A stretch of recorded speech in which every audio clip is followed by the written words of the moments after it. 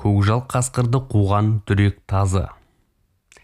Кеше бір қариядан естіген әңгімем маған қатты әсер етті. Соны достармен бөліскім келіп отыр. Кезінде Совет үкіметі келіп жатқан тұс болса керек. Қазіргі Қаратаудың етегіндегі бүгінгі Абай-Бабай ауылы маңында болған оқиға екен. Бір байдың мыңғырған малы екі төбеті болыпты. Екі төбеті аймақтың басқа иттерін қан қақсатып, бүкіл ит атаулы теңгелер сабалақ табылмапты. Екеуінің мықты деген аты шығып, елдің аузында аңызға айналыпты. Сол төбеттердің бірін бай үйіне келген бойда төрде ілулі тұрған мылтықты ала сала атып тастайды. Екіншісінде атқалы мылтықты оқтап жатқанда қатын мен бала шағасы бәрі жабылып, екінші төбетті аттырмай аман алып қалады.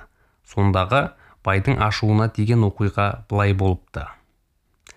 Сол күні бай бір қырдың басында қойларын бағып алыстан қарап тұрса, ана қырдың астынан бір шаң шығады. Сол-ақ екен, соңына ілесіп жүрген екі төбеті байдың атының бауырына кіріп қыңсылап жата қалады.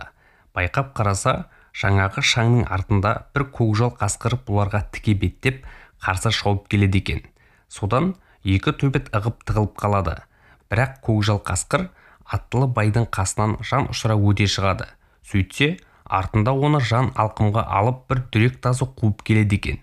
Дүрек деген тазы мен төбеттен туылған итті айтамыз.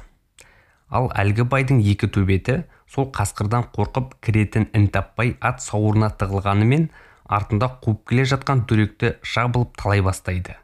Қасқыр құтылып бол кетеді. Ал дүрек сол жерде екі төбеттің шеңгелді тырнағында қалып, азулы төбеттер екі аяғын шайнап қан жоса қылып өлтіреді.